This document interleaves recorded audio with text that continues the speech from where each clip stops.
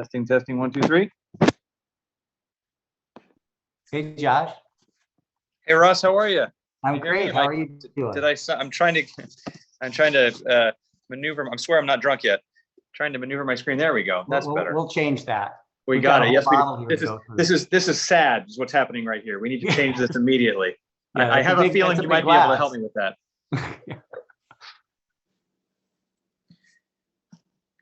This is what I read before I go to bed. Really? How is it? I like to say my prayers and read my Bible.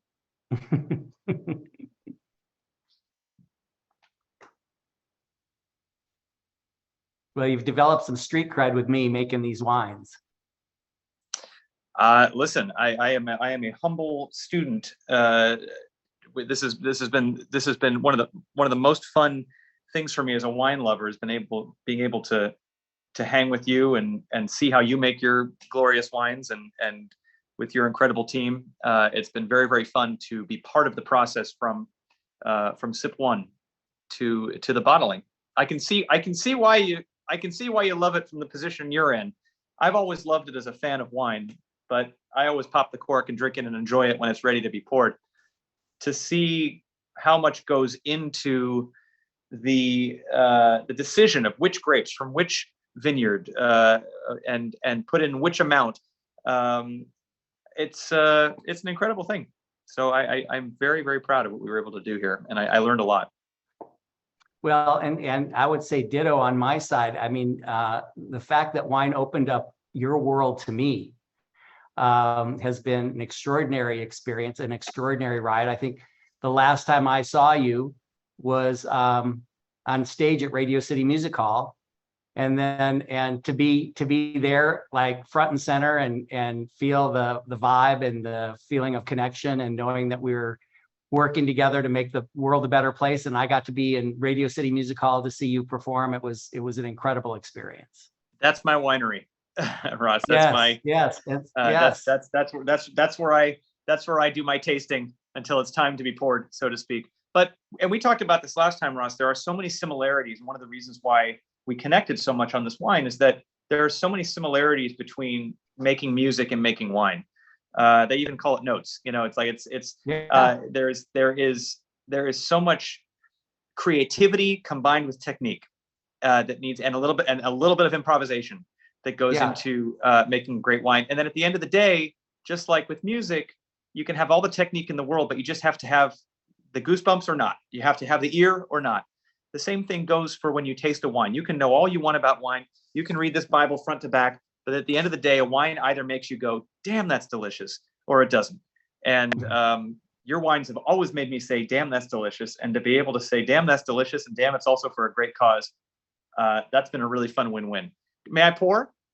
Absolutely. I'm ahead of you here. Is everybody signed in? I think can everybody hear us okay? I know there's been some sound issues. Can everybody hear us okay? Oh, this is this is one that I hadn't opened yet. I've got one that's open over here.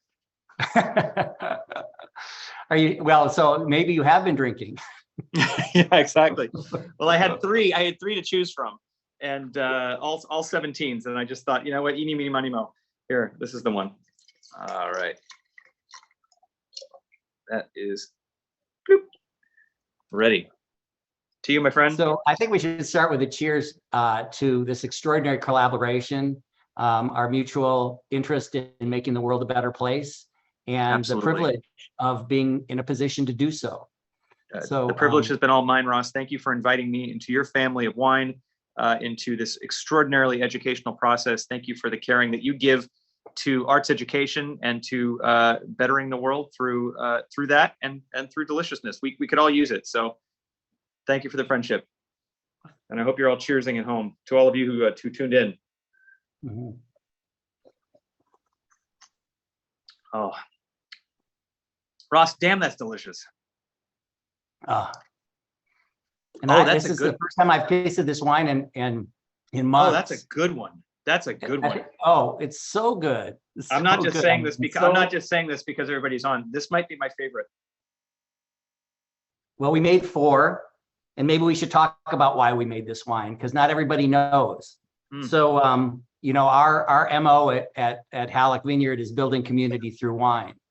And, you approached me and to make this wine to support arts education. And here we are now 4 vintages in to support your Find Your Light Foundation. And as you know, I have 3 sons, all artists. And so yes, you have such a talented family. It touched my heart to be invited. So why don't you talk a little bit about Find Your Light and why we did this? Sure. So as you know, I was a total fanboy, and myself and my manager, we reached out, and it's not often where you reach out because you're a fan and you want to collaborate somehow because something tastes really good, and then you realize that the people behind the good tasting stuff are just as great as you could possibly imagine them to be, and share all the same interests and share all the same philanthropic interests and want to do good in the world. Wine is a very human business. It's one of those things where it's very easy to be cynical about something that you create. But at the end of the day, it's people like yourself and Jennifer and your family and everybody who works at your winery. There's such good spirit. There's such good intention to every grape that gets stomped on. Do we tell them that we stomped on these personally? Our feet stomped these grapes. Yes, we did. We did. we weren't that old school. But and so the conversation began because, you take what you do very seriously. I take what I do in music very seriously. And at the end of the day, we're both in positions where we have a chance to use our platform to raise awareness for things that we love and to connect in that way. I am a product of arts education. I would not be here if it wasn't for the great arts teachers in my life, having a great public arts education. And so being in a position where I'm able to share that with people is the great privilege of my career. And I'm so grateful that I have a fan base that, and to many of you who've signed in today, who it's not just enough to go on the journey of the music, and for your fan base with your wine, it's not just enough to just say, hey, this is a delicious wine. Oftentimes I'll get asked, how do I help further? What can I do? What more can I do? And so now more than ever, we need attention on the programs that are helping kids get out of their own heads.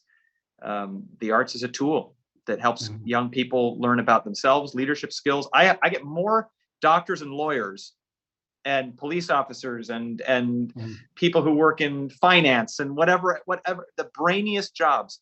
They'll come up to me knowing I work in arts ed sometimes, and they'll say, man, it was my arts teacher that gave me the confidence to do this thing that I'm doing. So when you find somebody who goes to do it professionally, like myself, that's a nice bonus. But the reason that arts ed is so important is because it helps people be the best people they can be in whatever field they're in. And in a world where we've never been more confused, where there's never been more anxiety and division, those programs are suffering. They're the first to get cut.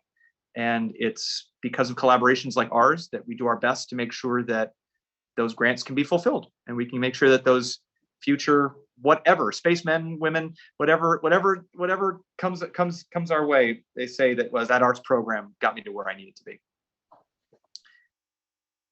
Well, I couldn't have said it better, and it, everything that you just espoused, resonates, which is why we're working together, which is why it's been such a pleasure to work together. I think I will say though that it's one thing, arts education is one of those things you can say, when I was a kid, I had arts ed and it changed my life. Unfortunately, Ross, you're not going to run into a lot of people that will say, when I tried that Pinot when I was 5 years old, it really changed my life. So at least we're doing something that young people can appreciate. This one's for the adults. Yeah. So we're spanning the generations here. That's right. So Ross, tell me a little bit about why, because I'm always learning from you about the things that we look for in these wines that are so great. As a wine lover, I'll start with just what's on the nose. What are you getting from this one, Ross? The first thing is what's in the eye. In the eye, sure. Yeah. So spinning this glass, one of the sort of the classic and most, I think precious of Pinot Noir notes is its jewel-like presence. You know, the fact that it's translucent, that it's sort of ruby, garnet, you know, that it sort of, you know, brings the light in. It's both transparent and opaque at the same time. This one, Ross, unless I'm mistaken, this has a really nice deep red for a Pinot. Deep red. I think it's actually a different color than our previous wines. The previous wines were more like garnet. This is like dark deep ruby. And then, you know, you put it to your nose. Jennifer just texted the group. We are tasting the 2017, in case that wasn't clear. Yes. Oh yeah. So let's talk about what this is. The 2017 Find Your Light Pinot Noir that Josh and I made together. It was a collaboration. Right. We had the unique and fortunate privilege to go through all of the barrels that we had of Pinot Noir. I think there were like 24, 26 barrels. And we spent all morning tasting through all of the barrels, and we chose our top 3. And it was a collaborative sort of, like you said on our last Zoom virtual tasting together, you called it the ultimate democracy. Oh, absolutely. We all shared our opinions. Everybody's was equally important. And we came up with a consensus of what were the best barrels there. But I would say that you led the charge. I mean, we were really drafting because we wanted this to be your wine. And then we went off to lunch, and then we came back and we had the top 3 barrels, and we started blending. It's important to take those breaks, right? To take a little bit of palate breaks, right? Yeah. Yeah. Because you can get tired. I noticed we were tasting. We were tasting so many barrels that you start to get a little. It starts to. Which is why, remind me the name of your wonderful winemaker. Rick Davis. Rick, yeah. And, you know, sometimes he said he'll have a little beer or have some coffee or have something other than water, something that actually changes the taste in his mouth so that when he comes back to it, it gives him all the character that he needs it to have. Yeah, so it's important to take breaks. I mean, that's kind of a life lesson in general. And we went and we drove the Sonoma coast. Right. And, you know, I introduced you to, you know, my home turf, and then we came back and we blended these wines, and we picked the 2 top barrels, and they happen to be 2 of our most precious vineyards. One is called the Haas Vineyard, and owned by Pete Haas, who's now become a mutual friend of ours. Wonderful. Great. We love the Haas's. Absolutely.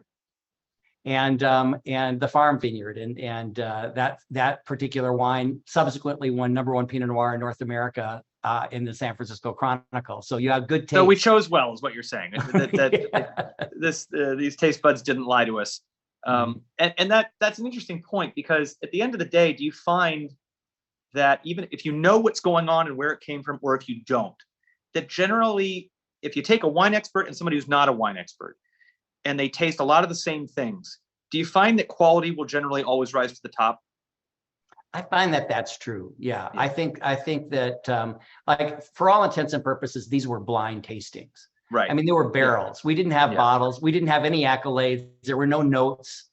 In fact, we didn't know what these wines would taste like because they were all in barrel. It was the first time we were all tasting them. Right. And so, yes, I think just by no coincidence, the best wines rose to the top. It tastes like how life felt before COVID. This sweet wine in this bottle, it has no idea what's happened outside this bottle since it was bottled. Oh, we'll never let you know either. We'll just enjoy you. Sweet, innocent wine. Well, we tasted this wine during COVID. You remember? I mean, this is our second time tasting this wine. That's right. But it was bottled during a very innocent time. Yes, it was. So we look for the color, which is deep ruby, and then what do we do next? Well, we smell it, and then what do we smell here? We smell like dark cherry notes, but there's some spices in there. So the cherry is what hits me first. You know, the fruit. But there's maybe some cinnamon. There's some floral notes, maybe a little lilac. Yes. You kind of have to be from the Midwest to know lilac. I mean, I grew up in the Midwest where lilac was like the thing, but in California, I don't think there are many lilacs. Yeah. And there's spice, and I'm having a hard time pinpointing it. There's a little vanilla. But When you say the spice, mark what of do any good you wine, smell? Do you smell like a pepper or a? yeah, like a white pepper, actually. I'd be curious to know what some of our participants are smelling. We look in the chat here. Type in what you guys smell from this. That's a great idea. Let's hear from our folks. Well, nobody's, but I'm definitely getting like that vanilla, that cherry. It's got a really nice round ripe. Mm. It's got everything you want a Pinot to be when you smell it. And sometimes, Ross, I'll smell something that I really am excited to taste it. And then when I taste it, it betrays what I smell. This is not that. When I taste this, it's exactly how I want it to taste based on what I'm smelling. Well, in fact, you just took the words out of my mouth. The mark of any good wine is it delivers on the promise of the nose. Wow. So when you taste it, it delivers on that promise. And I agree with you. There are so many wines that don't do that. Where I'll smell it and I go, oh, I'm going to love this. And then I drink it and I go, and I'll say, why is it? And I should ask, actually, as wine knowledge, like, why is that? Why can the taste betray the smell? I don't know. Wine not as fine as this. Well, I think what's not appreciated about making wine and even enjoying wine is the mystery. I don't know as an answer that isn't spoken enough when it comes to making. We always have to have an answer. We have to have something that's cognitive that we can express verbally. But I think wine has been called the elixir of the gods because it is ethereal, and it oftentimes exceeds our ability to express. And we use metaphor to describe the flavors and the smells in wine because we don't have a language big enough to accommodate everything that we are both experiencing in this glass. Right. And we're trying to sort of come together with an understanding that we can that brings a sharing, but the understanding is far less important than the experience of sharing it and knowing that we're both transported by it. So what you're saying is that even with all the expertise, there's still room for a lot of mystical happy accidents. Absolutely. It's loaded with mystery. And which is exactly the same as in music, is that we'll train, we'll plan, we'll blueprint, we'll demo. And the best things that come out of those speakers are the things that we could have never expected that just happened in the space. I think we have chat is enabled now. I think we had our chat was disabled. So, great. Oh, there we go. Now we're seeing, oh, great. Now we're seeing all of you. Hi, everybody. Yeah, that's what was missing, is this big virtual table of people enjoying this with us. Yeah. Definitely smelling, Noral is definitely smelling the pepper. All right, everybody, let's hear you. What are you guys feeling about this? Tasting the vanilla. That's Annie. Celia, and if that's Cecilia, I think it is. She knows a way around a drink. Curious as to the lighter and darker grapes. Curious. Celia and I go way back, and she knows exactly what I'm talking about. Curious as to the lighter and darker grapes of Pinot Noir. What's the differentiation to the wine, and basically why are some Pinot Noirs light and some dark? That's a very good question. Well, at the end of the day, it's the skin that gives it its color, and grapes are a natural product. I mean, we don't do nothing to. For now. What do you mean? Yeah, for now, right? Labs are going to grow everything at some point, Ross. We're going to be able to have wine and steak that's all made down the street, but we won't be selling it. That's for sure. Well, and wine persists as the most complex organic substance known to man and remains a mystery. It is not fully understood through science why wine ages. What are all the various components in wine? It's constantly a moving target. Every time you open a bottle of wine, it tastes different. Right. And so I think it's going to remain a mystery. I don't think science is gonna rope this one in. That's so interesting. You would think that there would be a biological chemical at this point with the how many centuries, millennia of wine that 10,000 years. 10,000. They would have that figured out by now. I don't know how planes fly, and I don't think scientists do either. So I'm going to say it. You can quote me on that. Well, to me, I'm odd every time I get in an airplane, but I'm odd even more every time I drink a glass of wine. To be true, which is not encouraging considering I'm taking flying lessons, and also, but by the way, also great when you have a glass of wine on a plane. It helps with that. Well, yeah. Well, I'm an instrument pilot, so. Oh, there you go. Okay, well then you can answer that. So I actually do know how planes fly. Yeah, I'm glad to hear that. I have a question for you, because you hear this has nothing to do with anything weird, but as long as I have an expert at my fingertips, I'd like to ask. You hear a lot of people talk about, oh, is the wine corked? Is something corked? How can you tell if a wine is actually corked, and when it needs to just breathe, or when it's just the flavor of the wine and it may not be to your liking? What are the things that, so when you sometimes you're afraid to send a wine back at a restaurant because you assume it might be, but you don't really know and you don't want to make a scene. What's the general rule of thumb with that? Well, the first thing, let me just answer the question about what do you do if you think a wine is corked or flawed in some way. You can't always know if you don't have a lot of experience, and so that's what wine stewards, sommeliers, wine directors, that's what they're for. They're there to validate whether a wine is flawed or not. Corked is one flaw. It's probably the most common flaw. And let's be clear that it has nothing to do with the cork. And in fact, corked wine has to do with a specific chlorine molecule that exists everywhere. And it randomly affects bottles. And so they used to think it was specifically the cork, but it actually exists. I mean, you can find it on glass, you find it in the air, you find it in the rafters of a winery. It's a chlorine molecule that randomly affects wine. The molecule is called trichloroanisole, TCA, and it does have a very distinctive aroma. And so really the way to determine if a wine is corked, and it takes some experience, but once you have that experience, it becomes really obvious every time. It can have subtle degrees of cork, and that's a matter of personal sensitivity, but it smells like a musty basement or old newspapers. There's no. See, the thing is that sometimes you open an old wine, sometimes you open a French Bordeaux or something like that, and you get that funk. You get a little bit of that mustiness, and that's good. You want that in some wines. What's a good funk and a bad funk?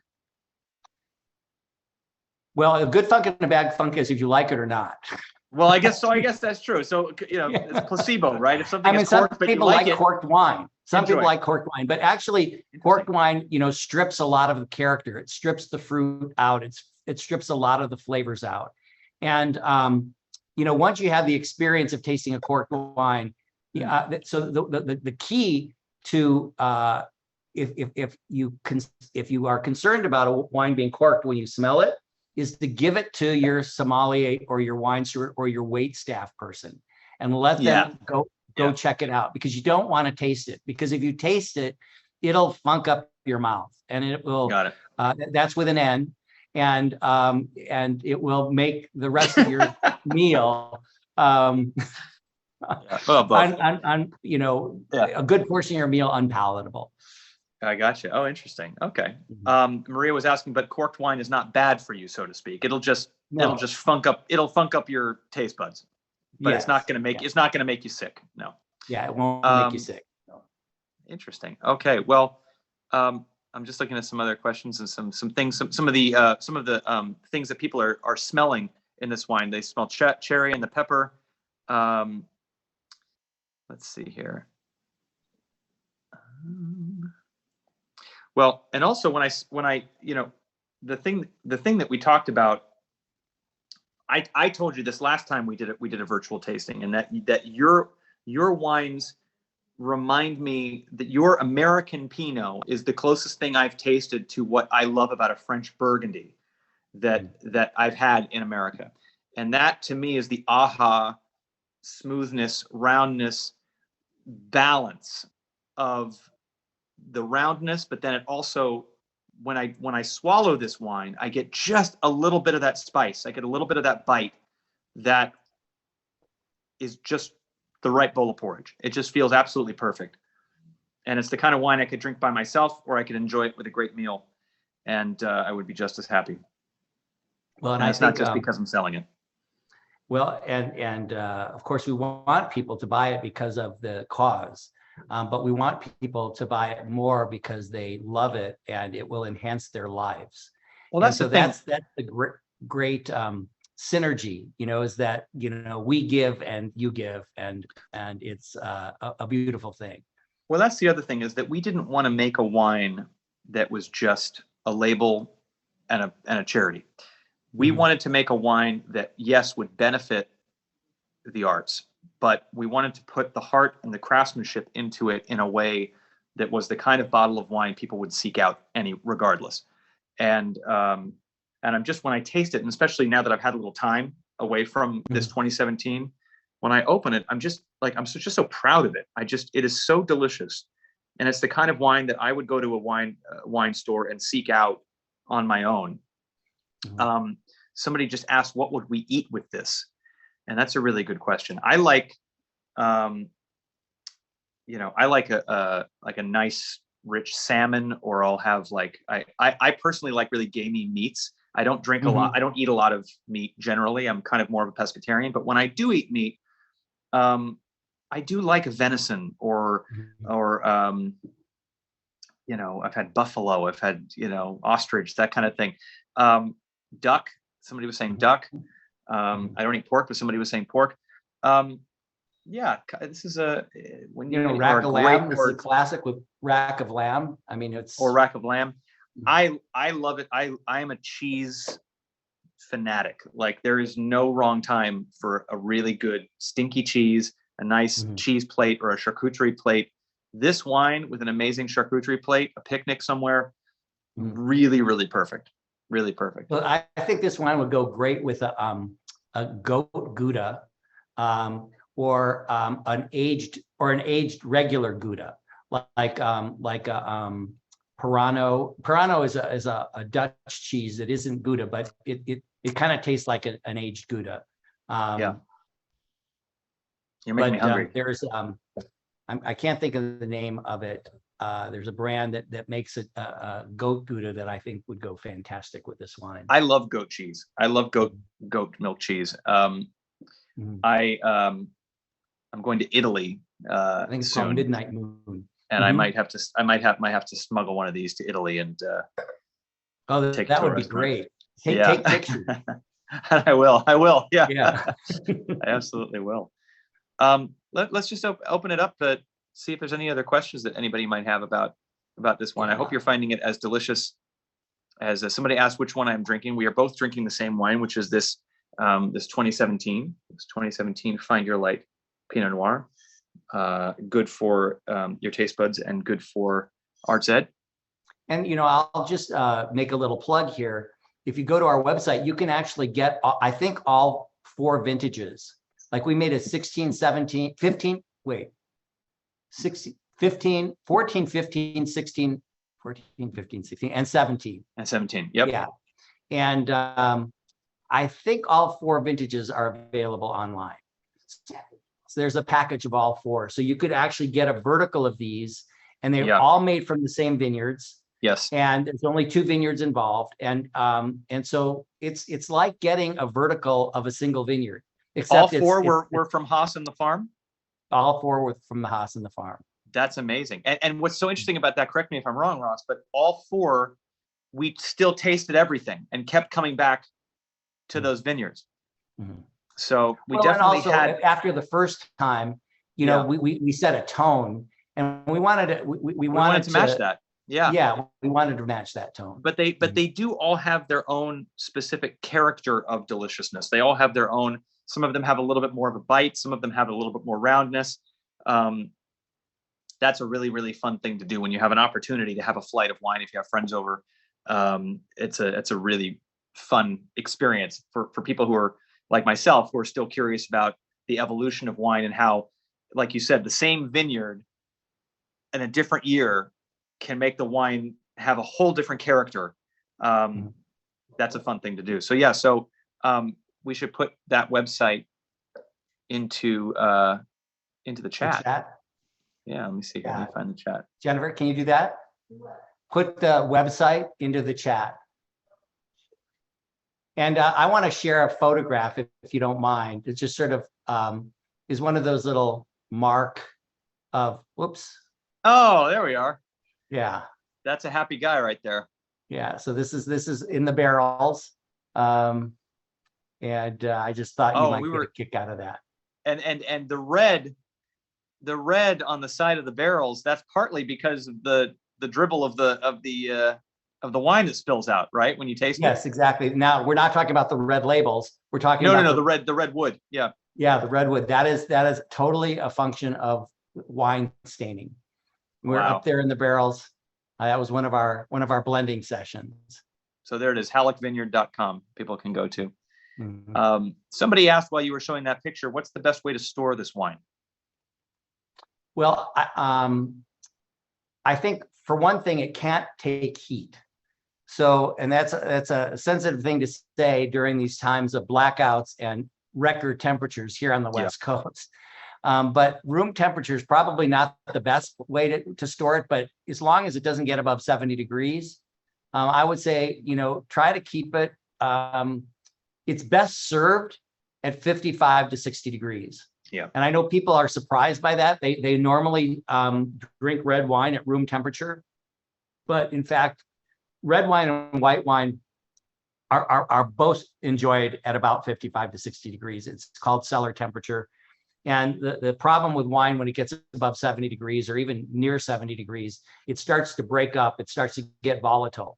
And so you can smell the alcohol in it, and it's just not as let's call it joyful. There's something about a little chill on it that keeps it tight so that it opens up in your mouth when it touches your mouth. And that's what you want. You want that explosion of flavor, and not so much the alcohol.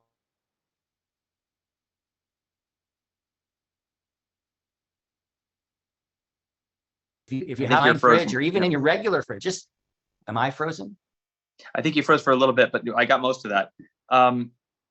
People have often said, people serve red wine too warm and white wine too cold, generally. That's right. Yeah. Now, I like a cold white wine, but I definitely have a pet peeve about a red wine that's served too warm. It just doesn't do what you want, unless you want a like a winter hot, what did they call those? Like a glühwein or something like that. Oh yes, yeah. Spiced, a nice spiced wine. And I actually had a nice chilled red not too long ago that was very interesting that I didn't know about. But that's hopefully that answers the question for the person that answered that. Well, one person asked how long to store this wine, and which is essentially asking when is it best to drink. And I think it's best to drink when you want to. But in terms of how long it'll store, we have wines now that we made from 2019, 2021. And we have a harvest party each year for our wine club members, and we open those wines so we know how they're aging. And so far, we haven't had any fall off the cliff. So I would say, once again, the answer is I don't know. Kathy says there's no bad time to drink wine.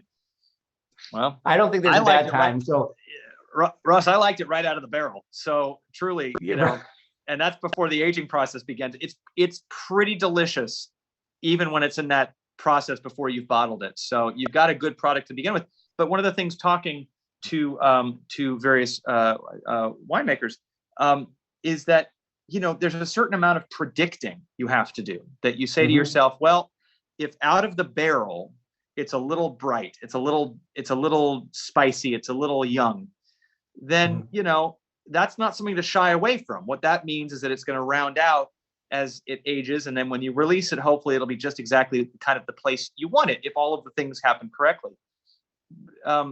Alternatively, if you have something right out of the barrel that is perfect and tastes absolutely drinkable, that might be a bad sign if you bottle it for a couple more years you kind of want to have to think like you have to play chess with the flavor profile, right? And you only get to do it once a year, which is an interesting thing about wine. You can only make it once a year. So in my lifetime, I will probably have 40 vintages total that I get to contribute to.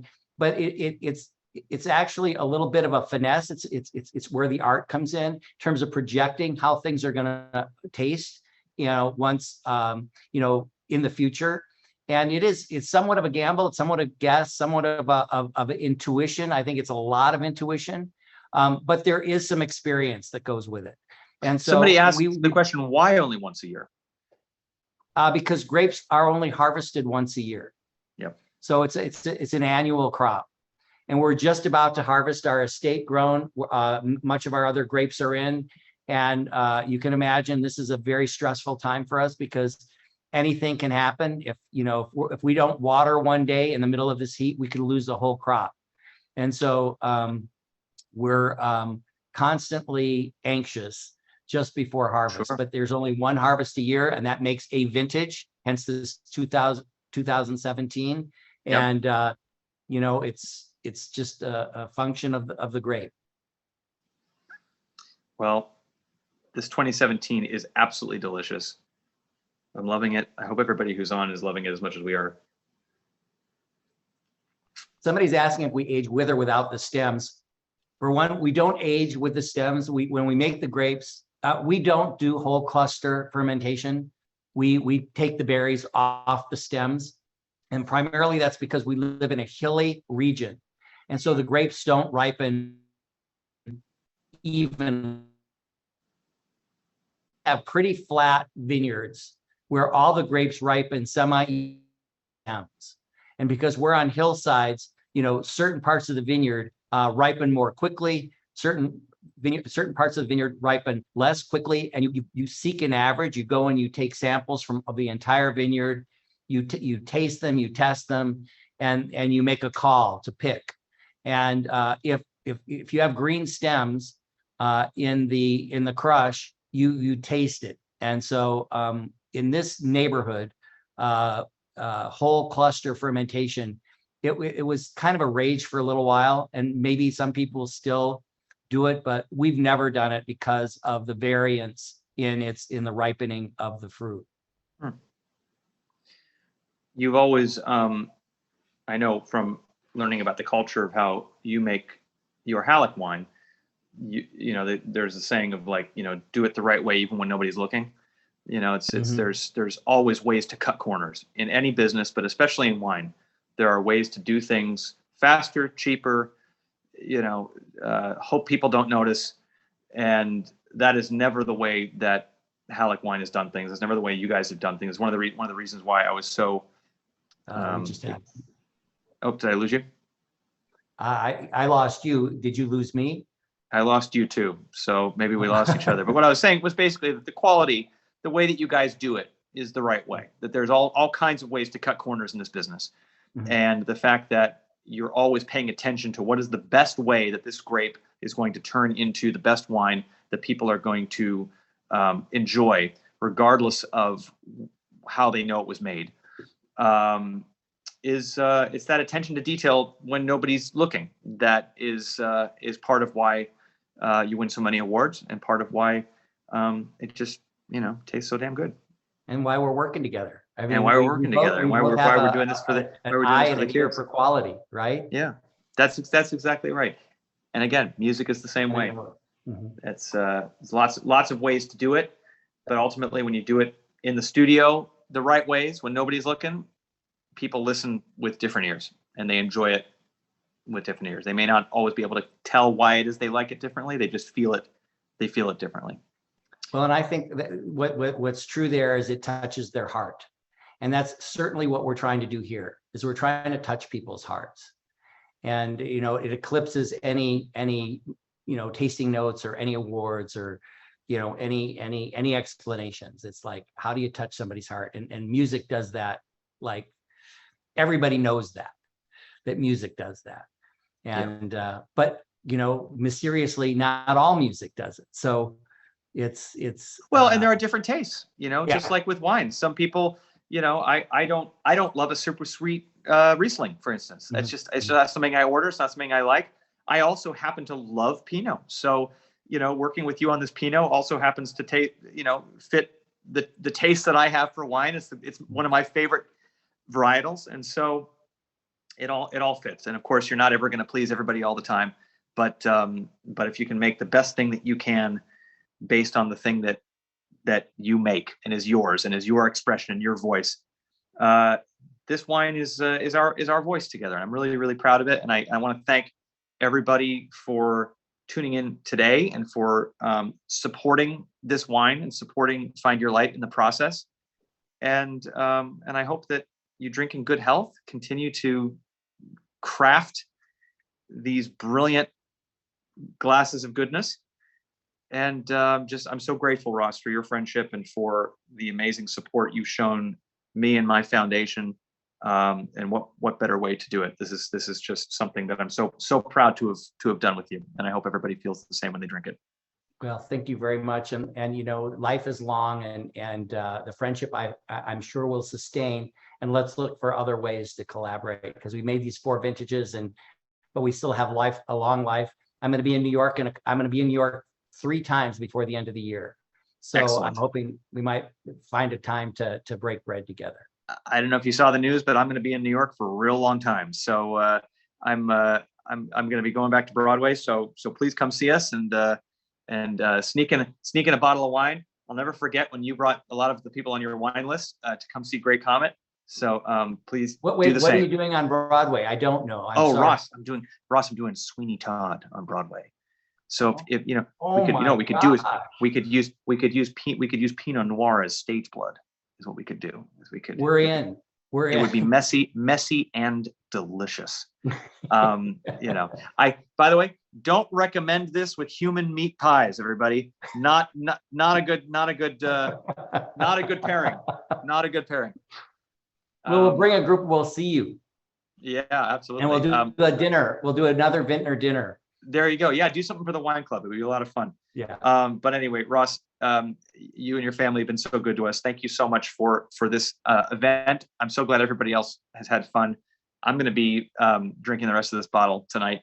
And again, the link Jennifer put in there is halleckwine.com. Halleck Vineyard. Halleck Vineyard, excuse me, halleckvineyard.com. And you can get the 2017, or you can get that vertical flight, which I highly recommend, and taste them with a group of friends. It's a really valuable, if you're interested in what we were talking about, a really valuable way to learn about what we were talking about, and also taste something really, really delicious. So to you, my friend. Support a good cause. And support a great cause. Exactly right. Cheers. Thank you so much, guys. Thank you so much for tuning in. And here's to many more. Bye, Ross. Bye-bye.